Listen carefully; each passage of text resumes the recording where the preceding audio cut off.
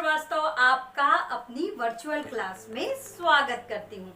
बच्चों, हमने 4 चैप्टर तक पूरा कर लिया है। अब अगला चैप्टर है जल के स्रोत एवं उपयोग तथा शुद्धिकरण। सबसे पहले बच्चों हम ये जानें कि जल क्या है। उससे पहले हम आपको ये बता दें बच्चों, ये जो चार्ट है इसका शॉर्ट जो वीडियो है हमारा, उसके लास्ट में मैंने इसको रखा हुआ है। आप वहां से इसको उतार सकते हैं, अपनी उत्तर पुस्तिका में लिख सकते हैं। ये मेन हेडिंग्स है। आप जानते हो कि जल हमारे लिए अत्यंत आवश्यक है।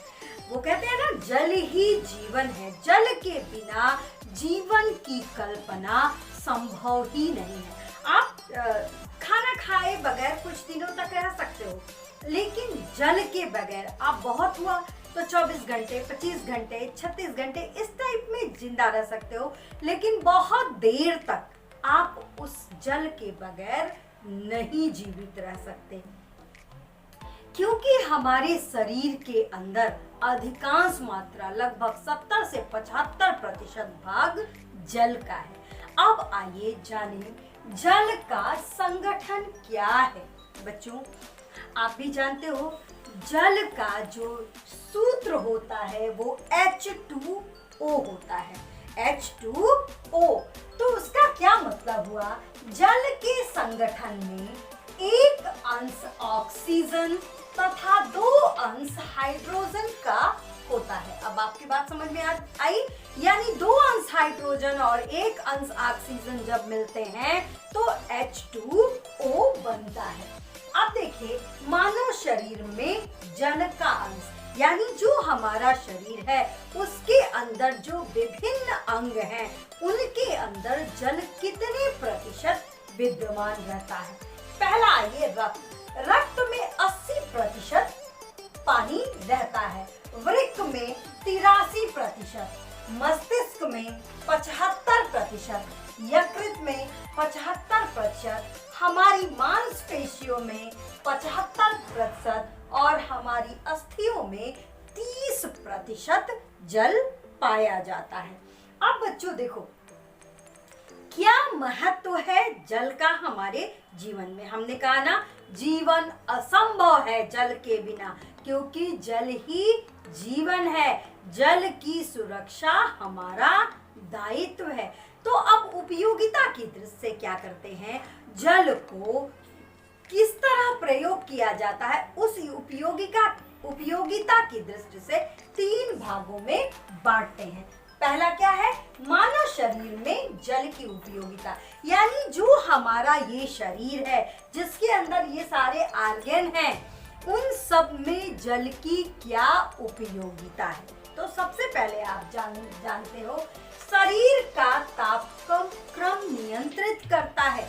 वह देखो क्या करता है जल, कि जो बाहर का वातावरण है उस वातावरण से हमारे शरीर के तापमान को एडजस्ट करता है, यानी नियंत्रित करता है उस वातावरण के हिसाब से। आप देखो, आपको गर्मियों में ज्यादा प्यास लगती है लेकिन जाड़े में कम लगती है। तो ये जल क्या करता है? आपके शरीर के तापक्रम को नियंत्रित करता है।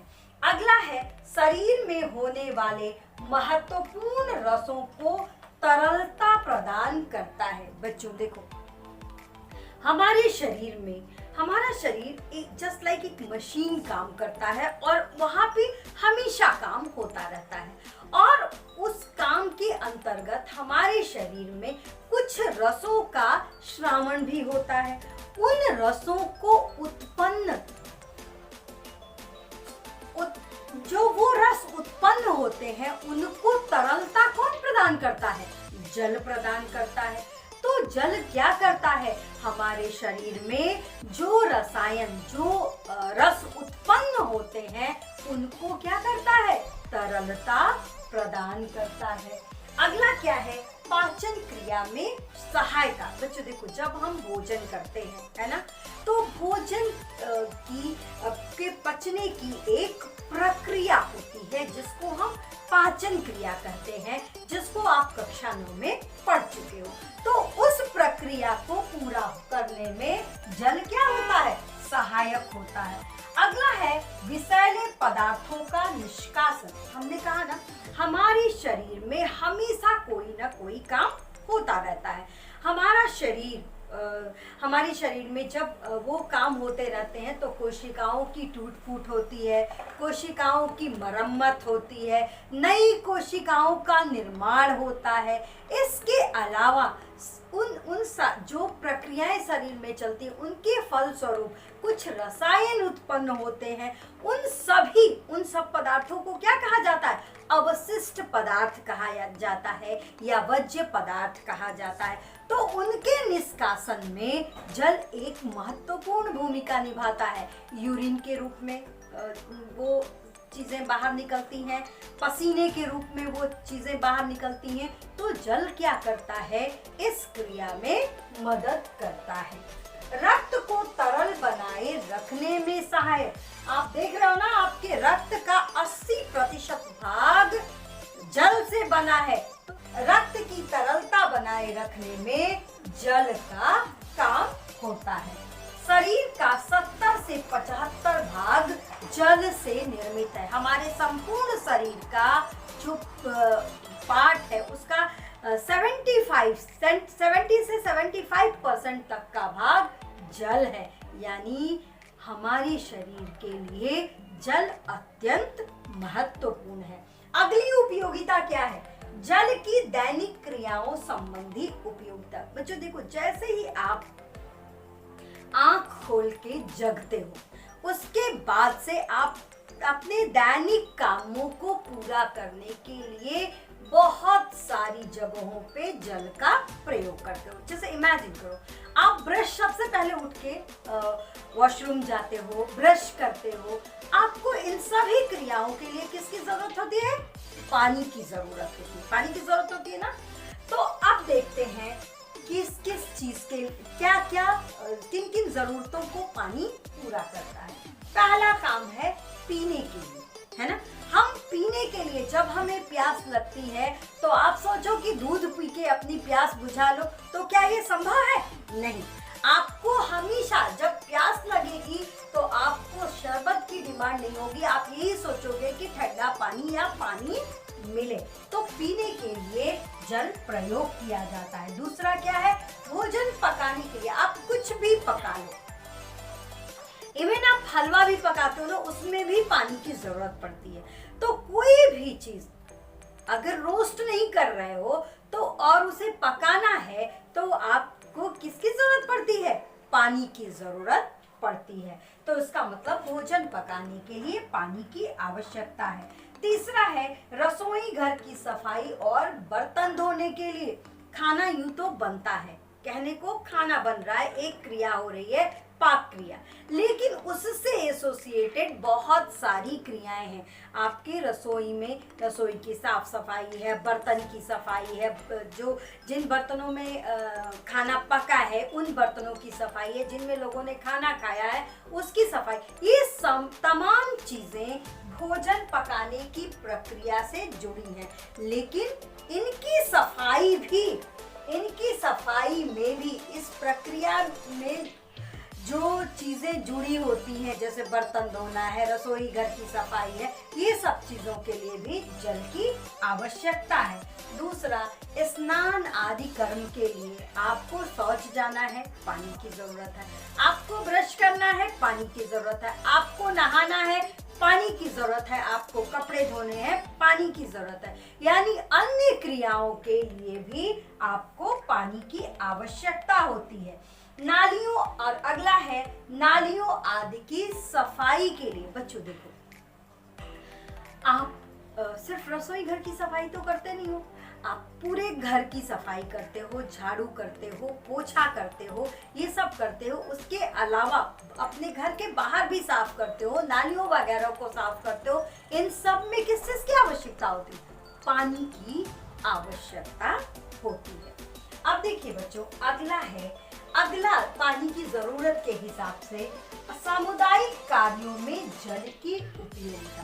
मनुष्य क्या है, एक सामाजिक प्राणी है, उसका समाज में उठना बैठना है, वो समाज में समाज की चीजों को भी उपयोग करता है। जैसे समाज की चीजें क्या है, हॉस्पिटल क्या है, एक कम्युनिटी सेंटर, कम्युनिटी सेंटर ना, वहाँ हर कोई आ जा सकता है।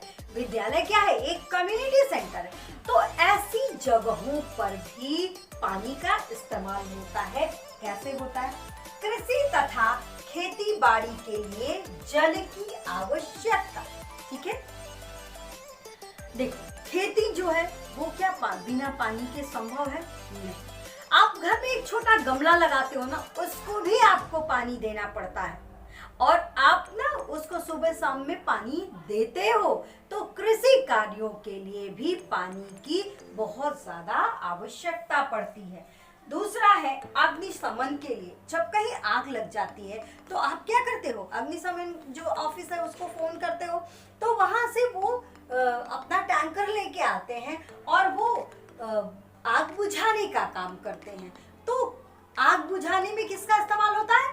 पानी का। ठीक है, और भी तरीके हैं। अगला है बच्चों सार्वजनिक स्थानों की सफाई। मैंने पहले भी आपको बताया, वो स्थान सार्वजनिक स्थान कहलाते हैं जहाँ पे सभी लोग जा सकते हैं ना, जैसे हॉस्पिटल है, स्कूल है, ये सब क्या है, पार्क है, ये सब कम्युनिटी सेंटर है। तो इन स्थानों पे भी जब बड़ी मात्रा में लोग जाते हैं तो उनकी साफ सफाई आवश्यक है ना। तो वो जो साफ सफाई है उसके लिए भी जल की आवश्यकता होती है।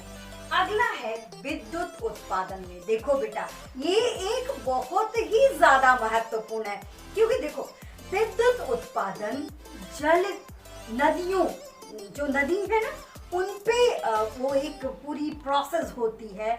उन वहाँ पे बड़े बड़े संयंत्र लगाए जाते हैं, तो वहां से बिजली उत्पादन होता है। वो बिजली उत्पादन के लिए भी कौन सी आवश्यकता हुई? जल की आवश्यकता हुई। तो वो जल बिजली बनाने में काम आता है, और वो बिजली हमारे घर का सारा इक्विपमेंट, चाहे तुम्हारा फ्रिज हो, चाहे तुम्हारा ये टीवी हो, चाहे पंखा हो, कुछ भी तुम्हारे घर में जो इलेक्ट्रिक इक्विपमेंट है वो सब किसके द्वारा चलता है? विद्युत के द्वारा। और विद्युत उत्पादन कैसे संभव है? जल के द्वारा ही संभव है। जल क्या करता है? विद्युत उत्पादन में आवश्यक कंटेंट है। अब देखो जल के कितने प्रकार हैं। जल को उनके गुणों के आधार पर दो भागों में बांटा जाता है। पहला मृदु जल, दूसरा कठोर जल। अब देखो क्या होता है कि मृदु जल जो होता है स्वाद में रंगहीन, गंधहीन, आपने गुण सुना है ना, रंगहीन की कहते हैं जल को रंगहीन होना चाहिए, स्वादहीन होना चाहिए, गंधहीन होना चाहिए। तो ये जो सारे गुण हैं वो मृदु जल के हैं। मृदु जल क्या होता है कि एक बहुत अच्छा विलायक होता है, ठीक है, जिसकी वजह से क्या होता है कि इसके अंदर कोई भी अशुद्धि जल्दी घुल जाती है। तो इस जल का एक अवगुण क्या होता है कि ये जल्दी से अशुद्ध हो जाता है। मृदु जल साबुन के साथ बहुत ज्यादा झाग देता है। आपको पहचान मृदु जल कौन सा है, कठोर जल कौन सा है, इसके लिए आपको अगर पहचान करना हो तो जो साबुन के साथ ज्यादा झाग देगा वो क्या है? मृदु जल है। अगला है बच्चों कठोर जल। कठोर जल स्वाद में खारा होता है, ठीक है, और उसमें क्या होता है, कैल्शियम कार्बोनेट के कण अधिक मात्रा में मिले होते हैं। उसके अलावा सोडियम, मैग्नीशियम तथा सल्फेट के लवण भी घुले रहते हैं, जिस कारण वो कठोर जल कहलाता है। अब देखो कठोर जल की भी पहचान मृदु जल की भांति ही किया जा सकता है। कठोर जल भी साबुन के साथ जब तुम झाग बनाओगे तो वो झाग बहुत कम देगा। ये आप सोचोगे ना, आप कहीं जाते हो और वहां पे आपने अपने कपड़े किसी के साबुन से साफ किए, आपको लगा कि अरे ये साबुन तो बहुत अच्छा है, ये बहुत झाग दे रहा है। फिर आप आए अपने घर पे, वही साबुन आप फिर से इस्तेमाल किए और आपका जो साबुन था उसने झाग कम दिया। साबुन का दोष नहीं है, इसमें किसका दोष है? वो जो जल था वह दो तरीके का था, यानी आपके घर वाला जल कठोर जल है और जहां आप गए थे वहां का जल मृदु जल है। बच्चों, मुझे उम्मीद है आज आपको जल की उपयोगिता, जल के संगठन और जल के प्रकार के बारे में बिल्कुल क्लियर हो गया होगा। मुझे लगता है कि आपको कहीं से कोई परेशानी नहीं होनी चाहिए। फिर भी अगर कोई परेशानी है तो बच्चों मुझे कमेंट बॉक्स में बताएं और मुझे अप्रिशिएट करने के लिए आप मुझे कमेंट करें। मेरे जो चैनल है उसके मैसेज बॉक्स में जाके कमेंट करें और इसी के साथ ही मैं अपनी बात समाप्त करती हूँ।